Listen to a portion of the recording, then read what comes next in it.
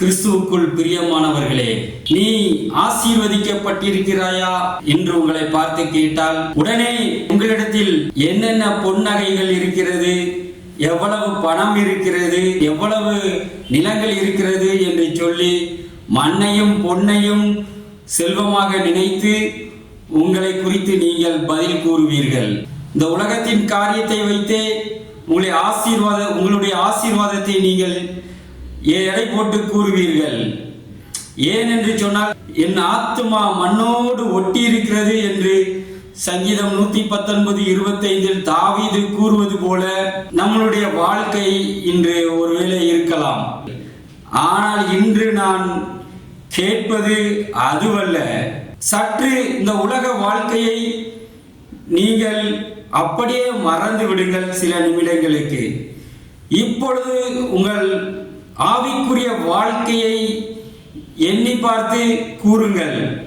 நீங்கள் ஆசீர்வதிக்கப்பட்டிருக்கிறீர்களா இல்லையா என்று.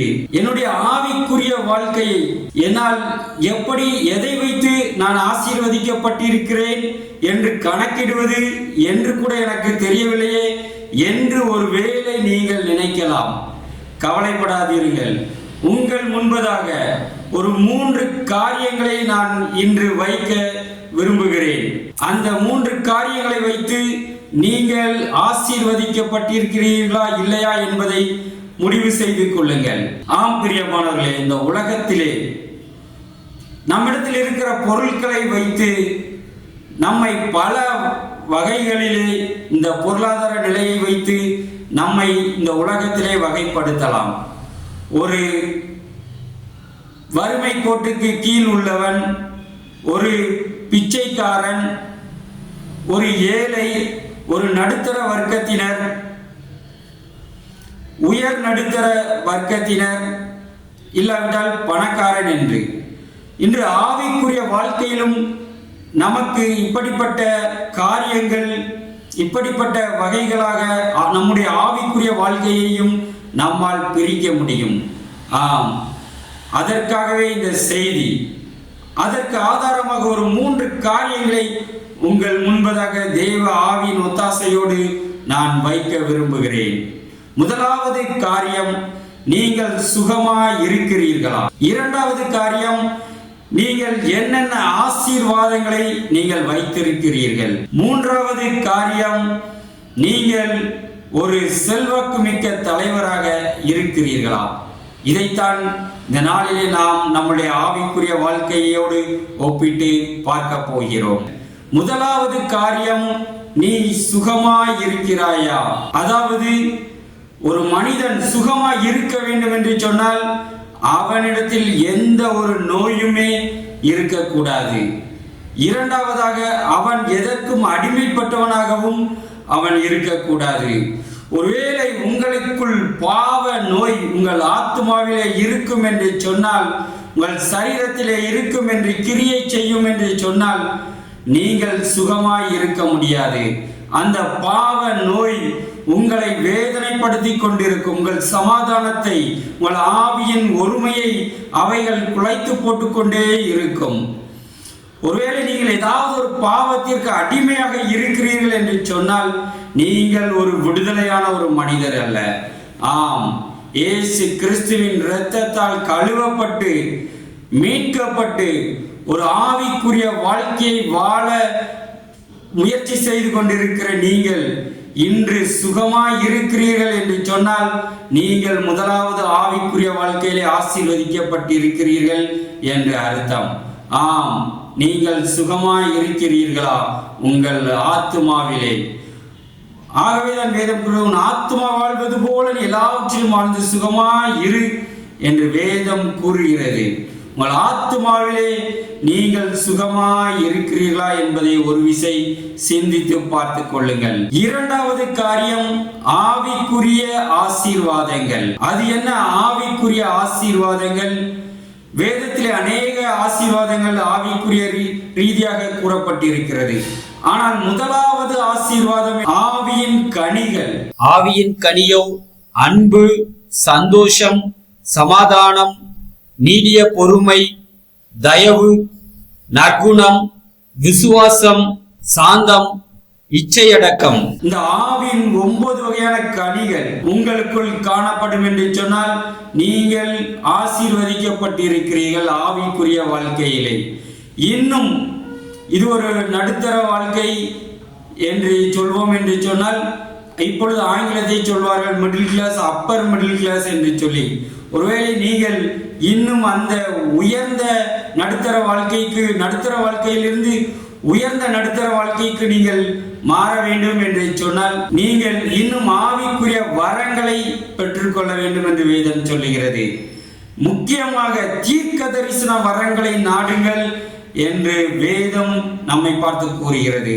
ஆவிக்குரிய வரங்கள் இருக்கும் என்று சொன்னால் நீங்கள் நடுத்தர வாழ்க்கையிலிருந்து உயர்தர நடுத்தர வாழ்க்கைக்கு நீங்கள் மாறுகிறீர்கள். இந்த வரங்கள் எதுவுமே இல்லை என்று சொன்னால் நீங்கள் நடுத்தர வாழ்க்கையிலிருந்து கீழான ஒரு வாழ்க்கைக்குள் தான் நீங்கள் கடந்து ஏழையான ஒரு வாழ்க்கை வாழ்கிறவர்களாகத்தான் இருப்பீர்கள். ஆம், ஒரு சுகத்திற்காக, ஒரு ஆசீர்வாதத்திற்காக, ஏதோ இப்படிப்பட்ட வரங்கள் உள்ள ஒரு மனிதரை தான் நீங்கள் தேடி போய் அதற்காக அவரிடத்திலே நீங்கள் காத்திருந்து ஜெபித்து ஜப உதவியை பெற்றுக்கொள்ளக்கூடிய தேவனிடத்திலிருந்து நன்மையை பெற்றுக்கொள்ளக்கூடியவர்களாய் ஒரு ஏழை மனிதராய் நீங்கள் வாழ்வீர்கள்.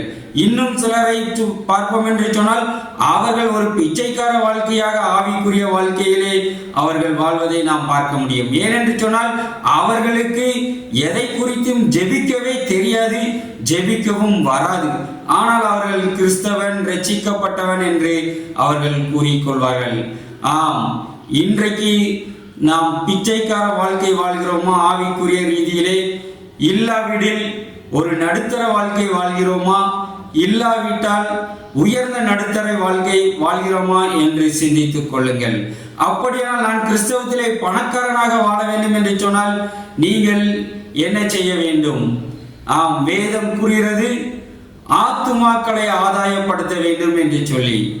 தேவனிடத்தில் அநேக ஆத்துமாக்களை நாம் ஆதாயப்படுத்தி கொண்டு செல்வோம் என்று சொன்னால் நாம் பணக்காரர்களாய் நாம் மாறுவோம். அநேக தான தர்மங்களை செய்கிறவர்களாய் நாம் இருப்போம் என்று சொன்னால் ஆவிக்குரிய வாழ்க்கையிலே நாம் பணக்காரர்களாய் நாம் மாற முடியும். ஒரு அரசியல்வாதியாகவோ இல்லை ஒரு அமைப்பின் தலைவராகவோ தங்களை அநேகர் பின்தொடரும்படியாய் அநேகருக்கு தாங்கள் ஒரு முதன்மையானவர்களாக தலைவர்களாக காட்டிக் கொள்ளும்படியான ஒரு வாழ்க்கையை அவர்கள் வாழ முயற்சிப்பார்கள். ஆம், அநேகர் ஒரு அரசியல்வாதியின் பின்னால், ஒரு செல்வாக்குமிக்க தலைவரின் பின்னால் அநேக மக்கள் செல்வதை பின்தொடர்வதை நாம் பார்க்கிறோம். அதே போலதான் ஆவிக்குரிய வாழ்க்கையிலே நீங்கள் செல்வாக்கு மிக்கவராக, பணக்காரராக நீங்கள் மாற வேண்டும் என்று சொன்னால் அநேக ஆத்துமாக்களை நீங்கள் தேவனுக்காய் சம்பாதிக்கிறவர்களாய் நீங்கள் இருக்க வேண்டும். அப்பொழுது நீங்கள் ஆவிக்குரியதிலே ஆசீர்வாதம் மிக்கவர்களாய், ஆசீர்வதிக்கப்பட்டவர்களாய், பணக்காரராய் நீங்கள் மாறுவீர்கள். இங்கு ஒரு காரியத்தை புரிந்து கொள்ள வேண்டும். நான் ஏதோ ஊழியம் செய்கிறேன், அந்த ஊழியத்தில் அநேகர் பின்தொடர்கிறார்கள், ஒரு ரசிகர்களைப் போல வருகிறார்கள் என்பதை நான் இங்கு கூறவில்லை. மனிதர் முன்பதாக நாம் பல கூட்டங்களை ஒரு வேளை கூட்டலாம், பல உபாயங்களை செய்து ஒரு கூட்டத்தை நாம் கூட்டலாம். ஆனால் ஆத்துமாவை சம்பாதிப்பது என்பது உண்மையாகவே நாம் தேவனுக்காய் உழைத்து, ஒருவேளை எந்த விளம்பரமும் இல்லாமல் இருக்கலாம், ஆனால் நம்மளுடைய உழைப்பு தேவனுக்காய் ஒரு ஆத்தும அறுவடையை சம்பாதித்து கொடுக்கிறதாய், 30 100 தேவனுக்காய் பலன் கொடுக்கிறதாய், தேவனுக்கு உபயோகமான ஒரு மனிதராய் நீங்கள் இருப்பீர்கள் என்று சொன்னால் நீங்கள் தான் ஆவிக்குரிய பணக்காரர் என்று உங்களை நீங்கள் கூறிக்கொள்ளலாம். ஆம் பிரியமானவர்களே, இன்றைக்கு நீங்கள் ஆவிக்குரிய நிலைமையில் எப்படி இருக்கிறீர்கள்? ஒரு நோயாளியாய் இருக்கிறீர்களா? ஒரு பிச்சைக்காரனாய் இருக்கிறீர்களா? இல்லாவிட்டால் ஒரு ஏழையாய் இருக்கிறீர்களா? இல்லாவிட்டால் ஒரு நடுத்தர ஆவிக்குரிய மனிதனாய் இருக்கிறீர்களா? இல்லை உயர்ந்த நடுத்தர ஆவிக்குரிய மனிதனாய் இருக்கிறீர்களா? இல்லாவிட்டால் ஒரு பணக்கார ஆவிக்குரிய மனிதனாக நீங்கள் இருக்கிறீர்களா? உங்கள் ஆவிக்குரிய வாழ்க்கை எப்படி இருக்கிறது? அன்பு இல்லாத உலகில் அன்பை தேடி அலைந்தேன்.